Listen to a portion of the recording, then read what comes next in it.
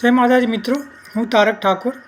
આજે આપણે વાત કરવાના છીએ અત્યારે ગુજરાતના અંદર જે આવનારી સરકારી પરીક્ષાઓ આવવાની છે તેના વિશે। તો અત્યારે હાલ જીપીએસસીના અંદર અને પોલીસ ભરતી બોર્ડના અંદર અનેક જુદી જુદી વેકન્સીઓ આવી છે, તો આજે આપણે એની વાત કરીશું। પ્રથમ વાત કરીએ પોલીસ ભરતી બોર્ડની, તો અત્યારે હાલ નવી વેકન્સી આવી છે જેમાં કોન્સ્ટેબલની 12,000 અને પોલીસ સબ ઇન્સ્પેક્ટરની 472 જગ્યાઓ છે, મતલબ કુલ 12,472 જગ્યાઓ છે। આમાં ખાલી જો ઓબીસીની જ વાત કરીએ તો ખાલી ઓબીસી માટે અનામત પીએસઆઈમાં છે 127 સીટો અને કોન્સ્ટેબલમાં છે 3,010 સીટો। આના સિવાય બીજી બિન અનામત સીટો તો અલગ જ।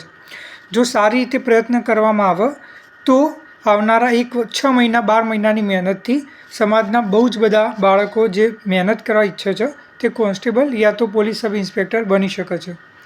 તો આના અંદર તો આપણે બેઝિક માહિતી હું તમને આપી દઉં છું કે પહેલાં તો આની જે ફોર્મ ભરવાની તારીખ છે તે 26 ઓગસ્ટથી શરૂ થઈ ચૂકી છે અને 9 સપ્ટેમ્બર સુધી તમે એનું ફોર્મ ભરી શકશો।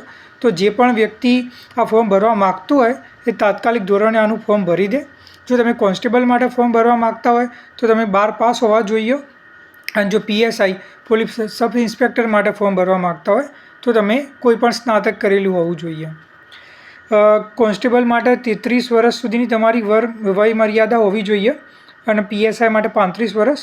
એમાં પણ જો તમે ઓબીસી મતલબ ઠાકોર સમાજના વ્યક્તિ ઓબીસીમાં આવો તો એમાં તમને 5 વર્ષની હજી છૂટ મળશે, એટલે તમે પીએસઆઈ માટે 40 વર્ષ સુધી અને કોન્સ્ટેબલ માટે 38 વર્ષ સુધી ફોર્મ ભરી શકશો, બરાબર। તો તાત્કાલિક ધોરણે જે પણ વ્યક્તિ કે જે પણ વિદ્યાર્થીઓ જે આ પરીક્ષા આપવા માગતા હોય તો પહેલાં તો એનું તમે પોલીસ ભરતી બોર્ડની જે વેબસાઇટ હોય એના ઉપર જઈને આનું ફોર્મ ભરી દો, બરાબર। આના સિવાય પણ અત્યારે હાલ જીપીએસસીના અંદર સેલ્સ ટેક્સ ઇન્સ્પેક્ટર કે જેની 300થી ઉપર જગ્યાઓ આવેલી છે, જેના માટે કોઈપણ સ્નાતક એપ્લિકેશન ભરી શકે છે। એના સિવાય જીપીએસસી અસિસ્ટન્ટ મેનેજર ક્લાસ 3 એના માટે પણ જગ્યા આવેલી છે, જેમાં કોઈ પણ સ્નાતક ફોર્મ ભરી શકે છે। આના સિવાય પણ જો કોઈ વ્યક્તિએ સિવિલ, ઇલેક્ટ્રિકલ, મિકેનિકલ યા તો પછી મેડિકલ ક્ષેત્રે કોઈ પણ સ્નાતક કર્યું હોય તો એના માટે પણ લેક્ચરર, મેડિકલ ઓફિસર, નર્સ એવી બહુ બધી વેકન્સીઓ આવેલી છે કે જેની તમે ફોર્મ ભરી શકો છો। એક વસ્તુ તમારે ખાસ નોંધ લેવા જેવી વસ્તુ છે કે જે પોલીસની ભરતી છે તેની 26 તારીખથી 9 સપ્ટેમ્બર 26 ઓગસ્ટથી 9 સપ્ટેમ્બર સુધી ફોર્મ ભરી શકશો। અને જે મેં બીજી વાત કરી sales tax inspector, GPSC assistant manager અને જે સિવિલ, ઇલેક્ટ્રિકલ, મિકેનિકલ એન્જિનિયર, એના સિવાય જે મેડિકલ ફિલ્ડના અંદર જે લોકો સ્નાતક થયા છે એમના માટેની, તો તેની છેલ્લી તારીખ 31 ઓગસ્ટ છે। આજે હું જ્યારે આ વિડીયો બનાવી રહ્યો છું એ 28 ઓગસ્ટ થઈ ચૂકી છે, મતલબ તમારા જોડે ખાલી 3 દિવસ છે, તો 31 ઓગસ્ટ પહેલાં આયરા ફોર્મ તમે ભરી કાઢજો। ફોર્મ ભરતી વખતે હું તમને ખાલી એક જ જે માહિતી આપીશ, એક તો આ ફોર્મ ભરવામાં તમારું કોઈ પણ પ્રકારના નિઃશુલ્ક ભાવે ફોર્મ ભરી શકશો, કોઈ પણ ફી નથી। તો દરેક વ્યક્તિ જે પરીક્ષા આપવા માગતો હોય પણ હજી એને નક્કી ના હોય કે પરીક્ષા આપવી કે ના આપવી, તૈયારી કરવી કે ના કરવી, તો હું એક જ વસ્તુ કહીશ કે અત્યારે ખાલી ફોર્મ ભરી દો। તૈયારી કરવી કઈ રીતે કરવી એના માટે તમને સારો સમય મળી રહેશે। બીજી વસ્તુ, જ્યારે તમે ફોર્મ ભરી રહ્યા છો એના અંદર તમને અડધો કલાકથી વધારે સમય નહીં લાગે। તમારે ખાલી તમારા પાસપોર્ટ સાઇઝનો ફોટો અને તમારી સિગ્નેચરની સ્કેન કોપી જોઈશે કે જે તમે ફોનથી પણ 10 મિનિટમાં બનાવી શકશો।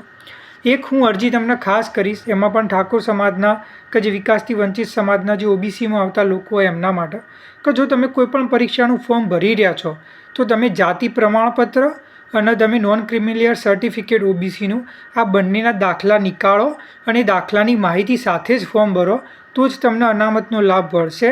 જો તમે ખાલી ફોર્મ ભરી દીધું અને તમે તમારી આળસના કારણે કે તમને ખબર નથી એટલે જો તમે જાતિ પ્રમાણપત્ર કે નોન ક્રિમિલિયર સર્ટિફિકેટનો ફાયદો ના ઉઠાવ્યો તો તમને અનામતનો લાભ નહીં મળે અને તમારો જે હક છે કે તમે પરીક્ષામાં પાસ થવા માટે જે તમને મદદરૂપ થઈ શકે છે એ નહીં થઈ શકો।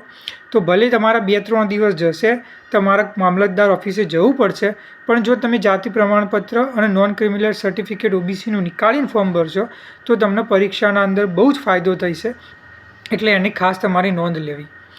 બીજી વસ્તુ, આ તો રહી ફોર્મ ભરવાની વાત, તો હું એક જ અરજી કરીશ કે પહેલાં જેટલી થાય તાત્કાલિક ધોરણે આ ફોર્મ ભરી દેવામાં આવે।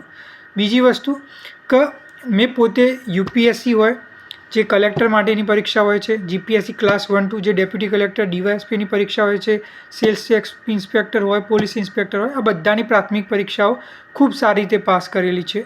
હું તમને ઉદાહરણ આપું તો જો ક્લાસ 1 2 જીપીએસસીના અંદર 400માંથી કટ ઓફ 120 જતું હોય તો હું 150 160 માર્ક્સે પાસ કરેલી છે. મતલબ મેં આ બધી પરીક્ષાઓને સારી રીતે સમજું છું. તો અત્યારે હાલ તમને એક જ વિનંતી કરું છું, ખાલી ફોર્મ ભરી કાઢો. પીએસઆઈ હોય, કોન્સ્ટેબલ હોય કે સેલ્સ ટેક્સ ઇન્સ્પેક્ટર હોય, એના માટે શું વાંચવું, કઈ જગ્યાથી વાંચવું, શું ના વાંચવું, કોઈ જગ્યાએ ક્લાસીસ કરવા તો ક્યાં કરવા, ટેસ્ટ સિરીઝ કઈ જગ્યાની લેવી, કઈ જગ્યાથી કેટલા ભાવે તમને મળી રહેશે, મતલબ કઈ જગ્યાથી તમને લેવાથી ફાયદો થશે અને તમારે કઈ રીતે વાંચવું, કઈ રીતે રિવિઝન કરવું અને કઈ રીતે પરીક્ષા માટેની તૈયારી કરવી અને પરીક્ષાને લાગતા જેટલા પણ તમારા પ્રશ્નો હશે તો હું એના ઉપર એક અલગથી ડિટેલમાં વિડીયો બનાવીશ. અત્યારે હાલનો વિડીયોનો મેઇન ઉદ્દેશ એ જ છે કે તમે અત્યારે હાલ ફોર્મ ભરી કાઢો. હજી એકવાર કહીશ કે પોલીસ અને કોન્સ્ટેબલ માટેની જે પીએસઆઈ માટેની ભરતી છે એ તમે 26 તારીખથી સ્ટાર્ટ થઈ ચૂકી છે. 26 ઓગસ્ટથી તમે 9 સપ્ટેમ્બર સુધી ફોર્મ ભરી શકશો અને જે સેલ્સ ટેક્સ ઇન્સ્પેક્ટરને જે બીજી જગ્યાઓ મેં કહી એ તો ખાલી 31 ઓગસ્ટ સુધી જ છે. પહેલાં ફોર્મ ભરી કાઢો, બાકી બધી માહિતી માટે હું અલગથી વિડીયો બનાવીશ. જો તમને આ વિડીયો ગમ્યો હોય તો લાઈક કરી દેજો.